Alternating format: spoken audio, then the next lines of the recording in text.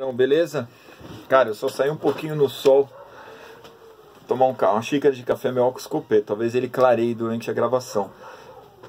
Bom dia, boa tarde, boa noite. Não sei em que hora eu vou encontrar vocês, mas de qualquer maneira estamos aqui mais uma vez para a segunda parte do tema gêneros e tipologias textuais, né? Galera, espero que vocês estejam bem aí, né? Estejam confortáveis no seio das suas casas e estejam se cuidando, tá bom? Bom, galera, nós vamos falar sobre a recepção de alguns tipos textuais, tá bom? De produção e recepção de texto, né?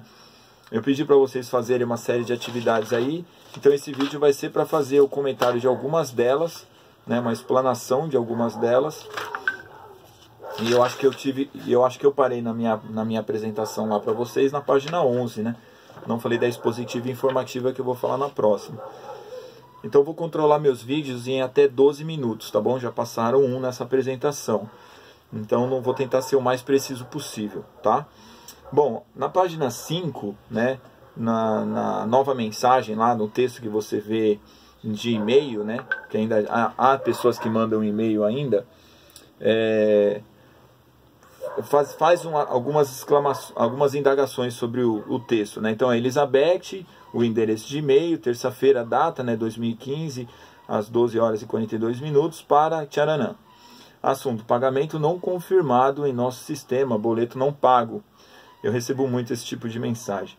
Bom dia, verificamos em nosso sistema que há débito no carnê de pagamento e entendemos que possa ter acontecido algum imprevisto e encaminhamos o arquivo em anexo, a segunda via do boleto atualizado para pagamento. Obrigado e tenha um ótimo dia. Caso já tenha feito o pagamento, por gentileza, desconsiderar a mensagem. Após o pagamento, não é necessário enviar o comprovante. O banco nos enviará a confirmação automaticamente em 3 dias úteis.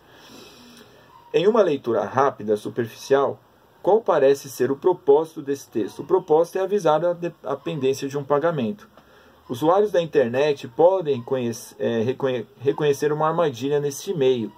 Que armadilha é essa e como possibilita esse reconhecimento? Bom, acredito eu que a resposta aqui seria, né, vou até olhar no começo da apostila aqui, que tem umas respostas para esse tipo de coisa, né?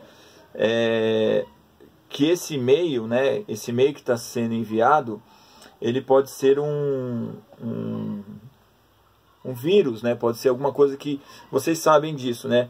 Pelo endereço que está sendo enviado, né? Esse endereço é estranho, né? Para esse endereço aí, ele parece ser um endereço meio suspeito, né? Então pode ser que ele faça o pagamento desse boleto que foi enviado e seja um golpe, né? Isso acontece muito, né? Então acredito que seja basicamente por essa ideia aí, né? Se preocupando com os golpes, tá bom? A C. Os recursos dão um caráter. Que recursos dão um caráter de verdade, ou seja, de autenticidade ao texto? A composição dele, né? A forma como ele foi escrito, né? Todo polido, dentro de um português até de um certo ponto mais didático, né? Mais característico, né? A ideia de aviso de cobrança, né, que muita gente deve, então a chance de cair na mão de alguém que deve realmente é muito grande. Por exemplo, eu recebo mensagem do Itaú dizendo que eu estou com conta em atraso. Eu não tenho conta no Itaú, não tenho nada no Itaú, não tenho cheque devolvido no Itaú, então eu sei que é golpe, né? Mas tem muita gente que não percebe isso, certo? Bom, a questão 2 é um texto do Enem, né? E é um editorial, aquilo que eu disse para vocês quanto ao editorial, onde é a opinião de quem está apresentando o editorial, é a opinião da pessoa que está escrevendo, né? E aí você vai perceber a função social de um determinado texto, né? Esse editorial faz uma leitura diferenciada de uma notícia vinculada no jornal. Tal diferença traz à tona uma das funções sociais desse gênero textual, que é a resposta D. Interpretar criticamente fatos noticiados e considerados relevantes para a opinião pública, né? Então, aquilo que a gente sempre fala sobre editorial, tá bom? Então, por isso que eu já estou dando a resposta, tá bom? E aí a mistura de gênero, né, que eu falei, você vê a tirinha do Snoopy, né, que é uma carta, né, dentro de uma tirinha, né? E vamos lá para a descritiva. O poema do Bocage, né, que eu falei para vocês no vídeo, vocês devem ter percebido que ele faz um autorretrato através dos versos, né? Através da poesia, através do soneto, né? Ele é um pré-romântico, né? O Bocage, né? Então você percebe todo um tom de melancolia. E ele se descreve como uma pessoa muito sisuda, muito triste, muito amarga, né? Então o poema, na verdade, né, ele nos dá características físicas, né, e psicológicas do personagem. Então essa é a resposta da A. Né? Eu colocaria até como um autorretrato, porque fica muito bonito, né? A ideia de um autorretrato poético, né? Versal, né? Através de palavras. Uma das marcas linguísticas da tipologia descrita é o uso de adjetivos e locuções adjetivas. Sublinhe na primeira estrofe as locuções que caracterizam o poeta. Então, olha lá, magro, azul, né? Moreno, meão, triste, alto e pequeno, tá? Na primeira estrofe. São as características do personagem, tá bom? Bom, aí vem a narrativa, né? Então você tem lá um texto, uma notícia, né? Chamado Notícia na Floresta, aquela que eu falo, né? Que a tartaruga, até coloquei a foto da tartaruga na aula, né? Qual é o gênero textual que você identificou? É uma piada. O gênero textual é uma piada, tá bom? A ideia desse texto, notícia, é ser uma piada, uma anedota, né? Que é a principal característica do gênero, né? Então, ele é pequeno, ele é cômico, né? Não tem autoria, você percebe aí que é popular, né? Enfim. E isso que faz a gente identificar ela como piada. Após vocês ficaram preocupados com isso aí e meio que se perderam, né? Porque é uma notícia mesmo, né? Parece ser um texto, a tipologia dele de uma notícia, né? De um contando um fato, contando alguma coisa, né? E de fato é. Só que ele, como pelo tom de comicidade, ele passa a ser uma piada, tá bom? Quais são os tempos e modos verbais predominantes nessa narrativa? Registre pelo menos 3 exemplos. É o presente do indicativo, né? A gente tem aí, né? Formas verbais no presente do indicativo. Escala, alcança, pula, dá, né? Espatifa, levanta, salta, né? E esse tipo de verbo, né? O presente e o pretérito do indicativo, né? Que a gente encontra nos textos, eles são característicos de tipos narrativos, tá bom? Bom, e aí a gente tem mais um texto, né, de jornal, opinião do jornal é importante, né? E aí você vê lá, né, um trecho do texto jornalístico que vai dizer o seguinte: outro dia, numa rede social, alguém postou: quando leio um jornal, não quero saber a opinião do jornalista, está no editorial. Só quero saber a notícia. Rebati no ato. Ao contrário, eu quero sim saber a opinião do jornalista. E outras pessoas e as notícias também, por que não?